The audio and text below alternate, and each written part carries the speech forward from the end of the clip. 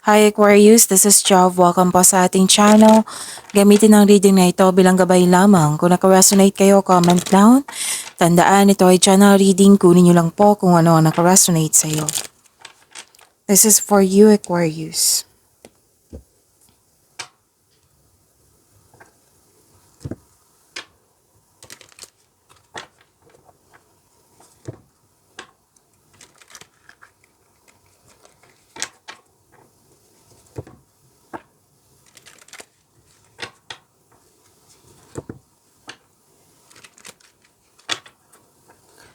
Para po ito sa iyo, Aquarius.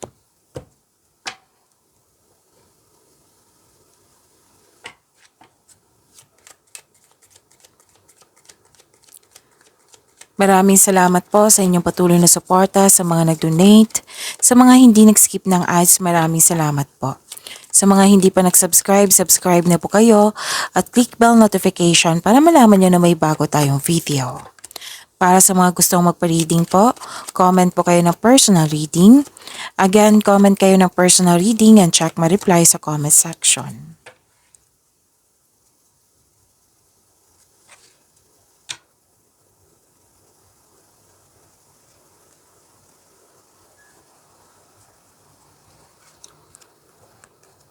Oh, ang ganda. Prosperity is yours, Aquarius. Nakita ko dito na home base, ang ilan sa inyo home base yung trabaho or nagpahinga kayo sa bahay. Nakita ko rin dito na may nag-uusap tungkol sa property or domestic matters. Nakita ko rin dito na gusto mo magstay sa bahay kasi you felt calm, relaxed, and security. Nakita ko rin po dito na may positive outcome and success na nangyari at ikaw ay nagkaroon ng joy and happiness nang dahil sa success na ito, nang dahil sa positive outcome na ito. May dumating na opportunities na kailangan mong bigyan ng best choice and best choice. Best choice and best decision. Claim niyo po, ang ganda, Aquarius.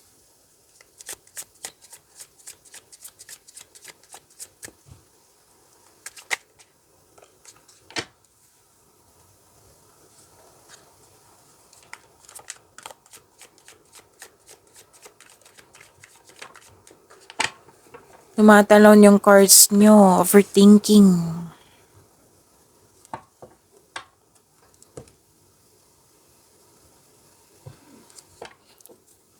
Kung may napansin kayo ng repeating message, yan po yung pinupush ng cards nyo po. Like for example, weekly, nanonood kayo sa inyong weekly Gabay Tarot reading at dito din sa inyong Gabay Tarot reading at may napansin kayo na repeating message.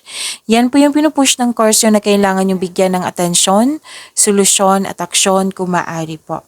So na yung energy ni Aquarius.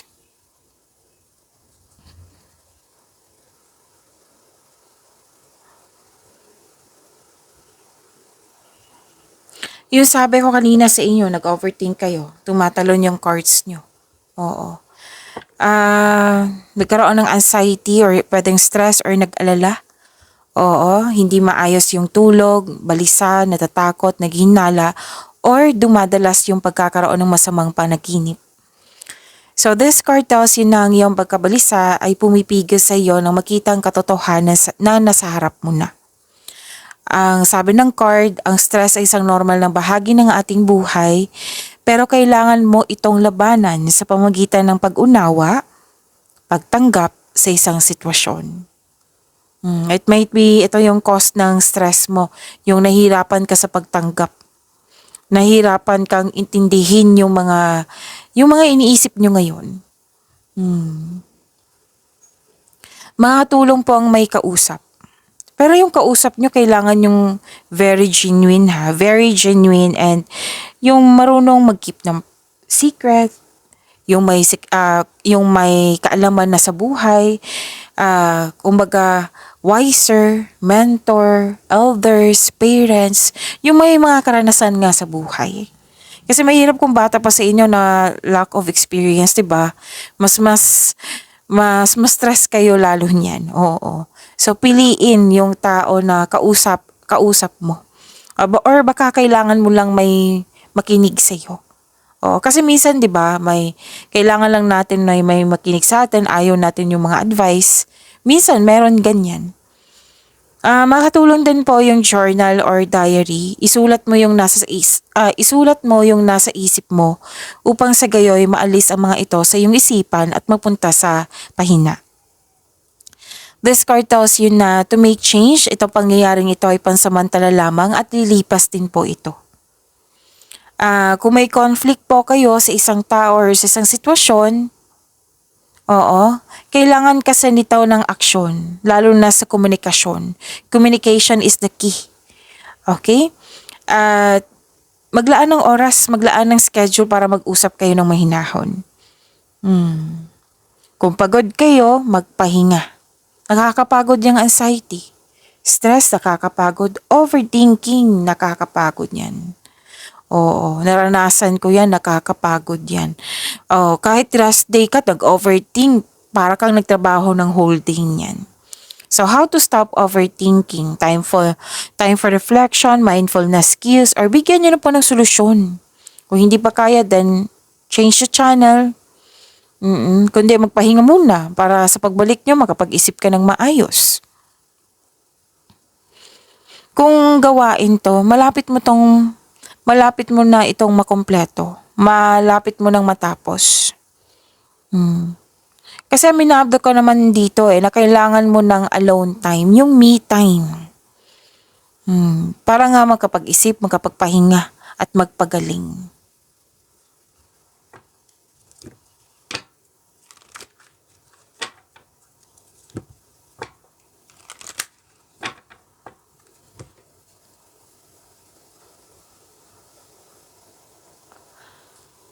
Okay, granted yung manifestation mo, may solid beginning po dito. Yes, may mabuting balita po ukol sa bagay na papasukan. Like for example, nag-apply kayo ng trabaho, scholarship, loan application, any kind of application. Oo, natanggap po ito. So ito po ay mabuting balita. At ang ilan sa inyo kakasimula lang ng trabaho, proyekto. Ang sabi ng card dito, pwede din sa relasyon. Pero most likely, career and money. Patuloy mo lang, ang sabi ng card, patuloy mo lang ang pagsisikap na ito, tutukan mo ito ng mabuti. Kasi nakikita ko dito na magkakaroon po ng self and financial growth. Ito yung sabi ko kanina sa inyo, na maging bukas kayo sa mga advice ng mga may well experience na, yung mga nakakatanda sa iyo, or yun nga, mga wiser mentor. Kasi makatulong din sila sa iyo. Okay? So may parating na masaganang panimula. Mag-ingat po daw kayo sa paggawa ng plano para magtagumpay ito. Ang ilan sa inyo, dinidevelop nyo po yung hobbies nyo, skills nyo, para pandagdag income. Oo, gumagawa kayo ng passive income. Tapos, you're very focused sa mga gawain nyo po, lalo na sa trabaho nyo. You're putting effort without rushing. So, ito yung tama, hindi ka nagmamadali. Okay? So, take time. Tama tong gagawin mo. Na gumagawa yung kilos mo dyan, hindi nagmamadali. So, if you want to see the result, mag-build kayo ng konkretong plano na hindi nagmamadali.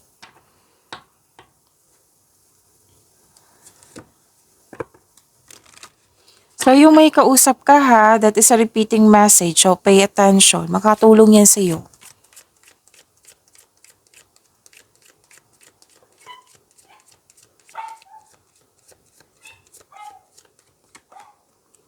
Sabi pa ni Archangel Chamuel, I am helping you with your spiritual soulmate relationship, beloved one. Wow! I am helping you with your spiritual soulmate relationship. Sabi po yan ni Archangel Chamuel.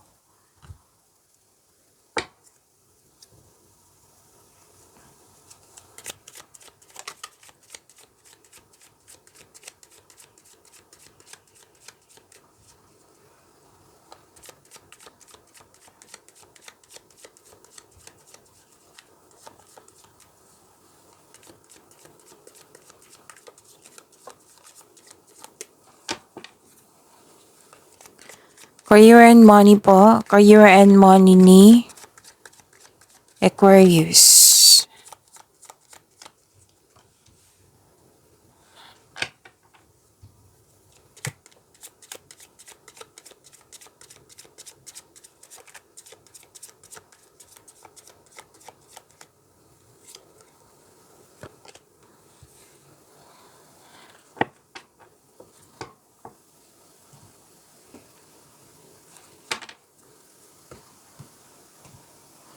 Aquarius.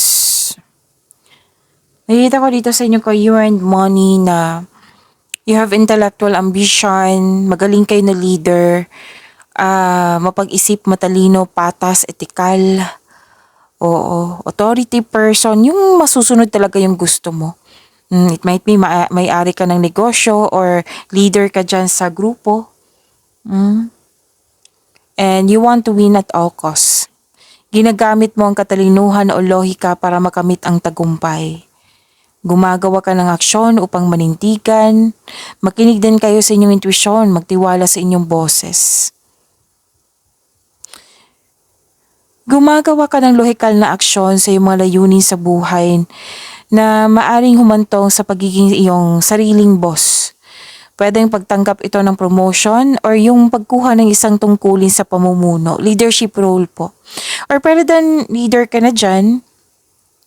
Oo, ginalingan mo yung pagiging leader mo, ginalingan mo na yung ginampanan mo ng mabuti, yung pagiging leader mo. Pwede din na solong-solo mo dyan yung mga ginagawa mo na magagawa mo siya ng mag-isa. Oo, ng maayos. Magagawa mo siya ng maayos. At nakikita ko rin dito na ginagalang ka at kinikilala ka ng mga tao nang dahil sa iyong napatunayan, sa inyong mga magagandang kontribusyon dyan. So this is recognition also. Okay, so another card na naman dito na may mabuting balita. Oo, di ba natandaan nyo na may mabuting balita dito sa energy cards nyo? At kung may legal issue, legal matters po, any kind, oo, kung ano man yan, legal na usapin, makaka-receive kayo ng mabuting balita po. Yes.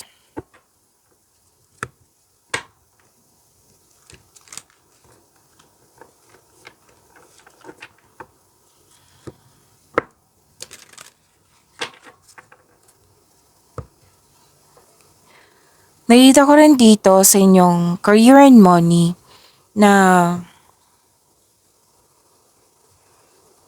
emotional stability and empathy. Nagsiset ka ng boundaries or guarded ka, pero concerned ka pa rin sa sa surroundings mo. You're guarded ka while being mindful of those around you. Yun nga, dalawang card na mismo na nagsabi dito na magaling ka na magagawa, magaling ka na empleyado, magaling ka na leader, magaling ka sa mga ginagawa mo. Mismo ang card na nagsabi dyan nakikita ko kasi dito na magaling ka na leader. And yun, stable ka na sa napili mong career at financial stability, nakikita ko po dito. Yes. So, claim nyo po ang ganda ng career and money nyo.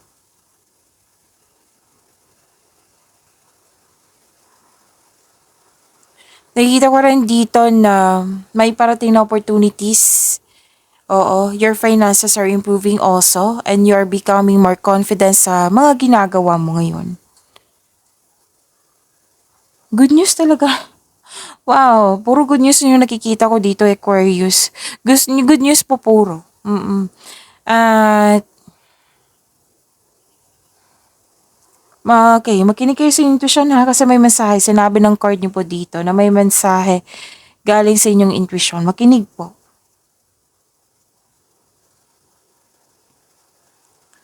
Nakikita ko rin dito na nagkaroon po ng acknowledge for your success is coming. Parating na po. Financial growth pa rin yung nakikita ko dito. Wow, ang ganda naman. Aquarius. Ang pagtaas ng tagumpay sa pananalapi at katatagan ay nasa iyong kamay na.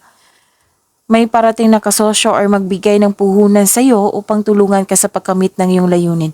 Pwedeng material na bagay na tutulungan ka or pwede din moral support. Okay? Financial stability pa rin yung nakikita ko dito at sa pagiging magaling na leader.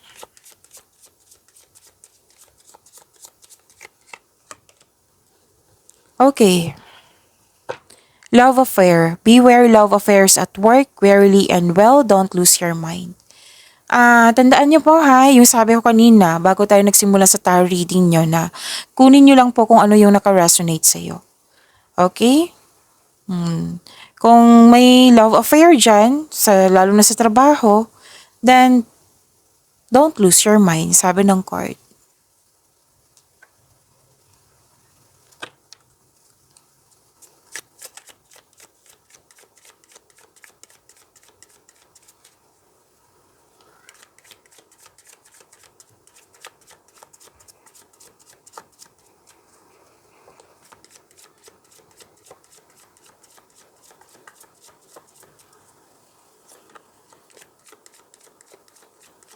Love life, self-love, partnership, and romance ni Aquarius.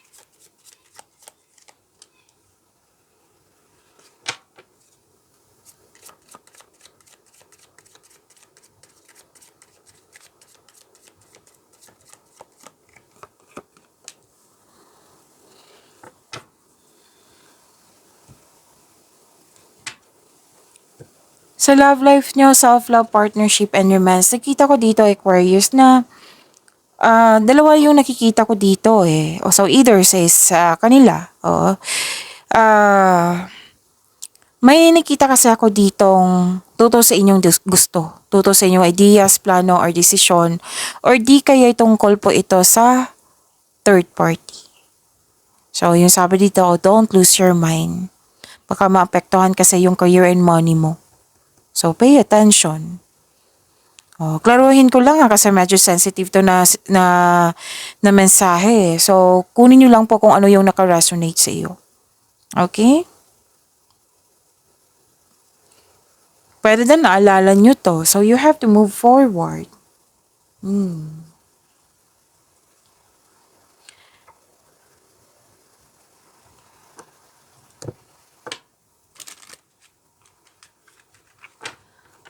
Sa mga single dyan, may parating na partner na mabilis at posibleng bata pa sa'yo or youthful pang attitude. It might be this is your kapwa air signs, Gemini, Libra, and Aquarius, or an air signs, earth signs, Taurus, Virgo, and Capricorn. Para sa mga may relasyon sa buhay mag-asawa, excited kayo sa celebration dito. It might be monthsary, anniversary, or any kind of party na i-celebrate nyo po.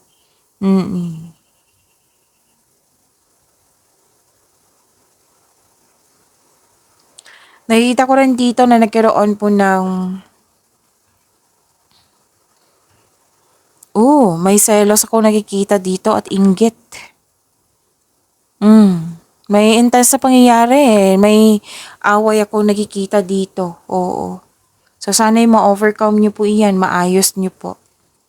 Pero kahit may tutol, Aquarius, masusunod yung gusto mo. Kasi you have authority. Masusunod talaga yung gusto mo kahit may tutol. Mas nakinig kayo sa inyong sitwasyon. Gumagawa ka nga ng own rules dito. Oo. Pero, nasaktan ka sa mga nangyari. Syempre, it might be unexpected yung hindi pagsuporta sa'yo, di ba?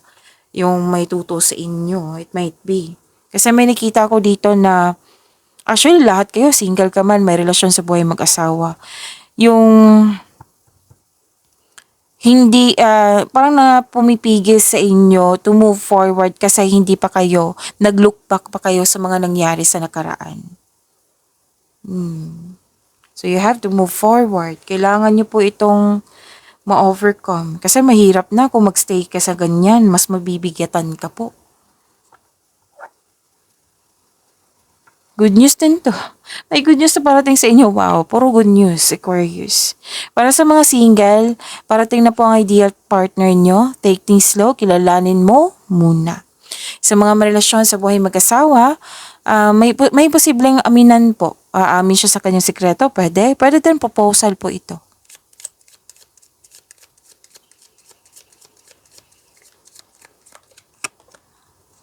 Be present, you will attract love by enjoying your life as it is.